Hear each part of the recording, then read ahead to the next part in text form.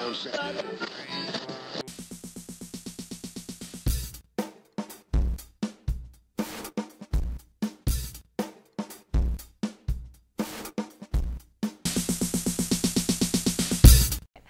to CAV-TV News for Thursday, March 25th. I'm Harmony Tripp. And I'm Bo Ending. Before we get started, let's go to Clifton and Joy for a global news update.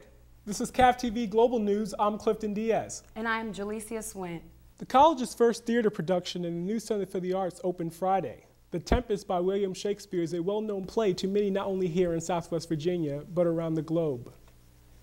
Theater director Michael McNulty encourages the community to attend plays in the new Center for the Arts.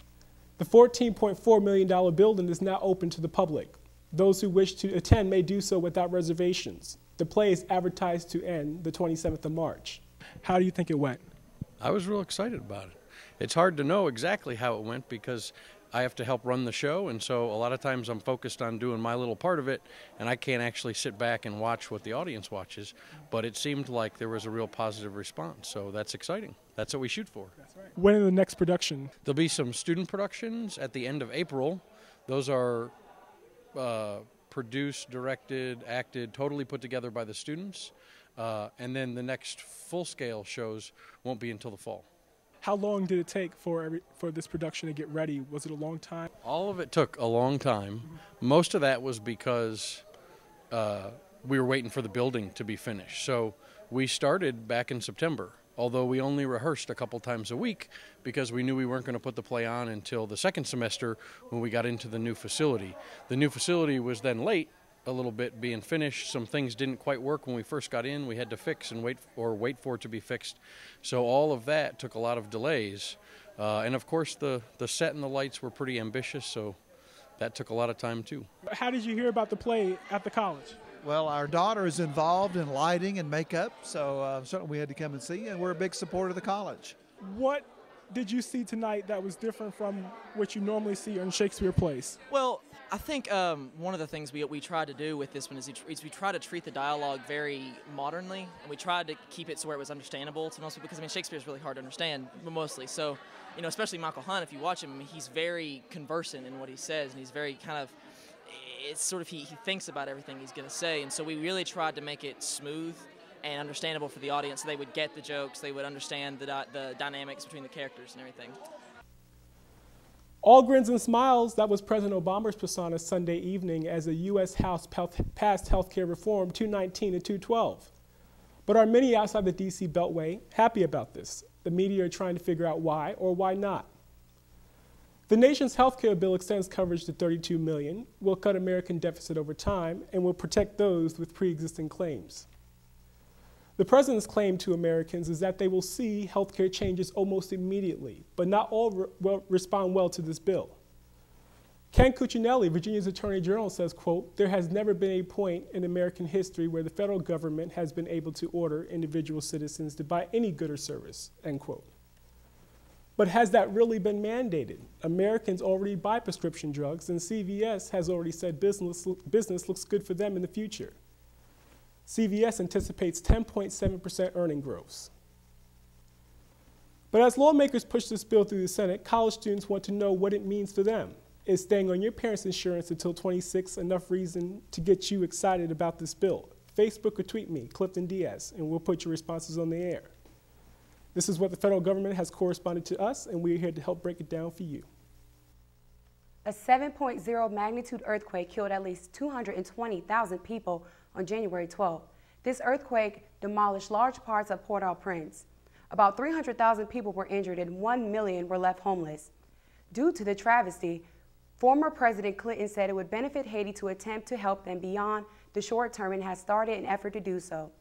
Extending U.S. trade's preferences for Haiti could potentially create as many as 100,000 jobs. Jobs that would not only help to rebuild the torn community, but help the economy as well. Former Presidents Clinton and Bush visited Haiti on behalf of the Clinton-Bush Haiti Fund, which was established to raise money for long-term recovery of Haiti.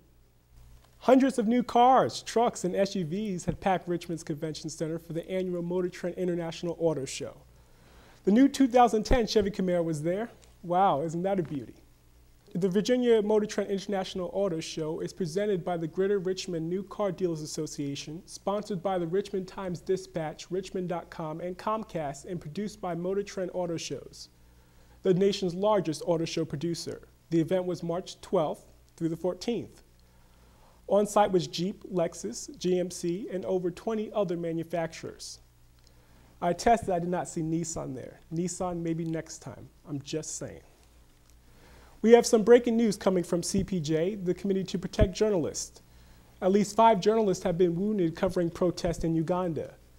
Mukubi Sonyerogi, a reporter for a local press agency in Uganda, told CPJ he was struck in the knee by a gunshot fired by a security agent.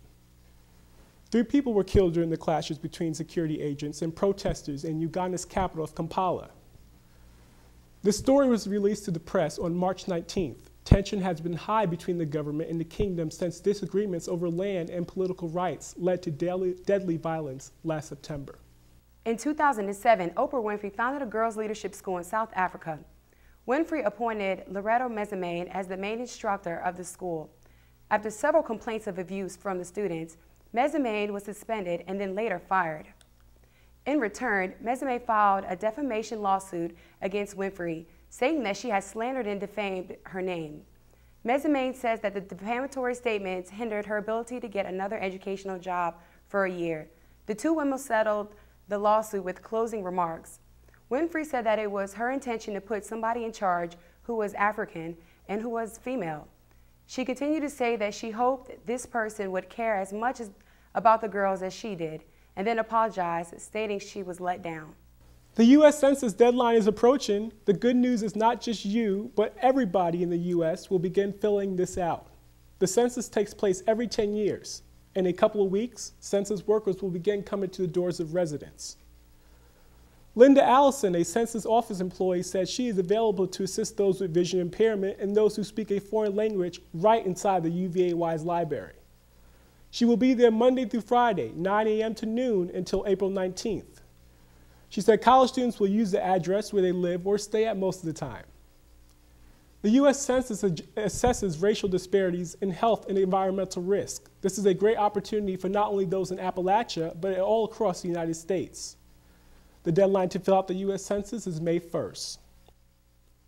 And Speaker of the House, Nancy Pelosi, gets open arms and a round of applause for her work in healthcare legislation. Pelosi, who will turn 70 tomorrow, is the first female to hold title of Speaker of the House and has played a central role in American reform. That's it for CAV-TV. I'm Clifton Diaz. And I'm Jalecia Swint. Thanks for watching. Let's go back to Harmony and Bo for Campus News.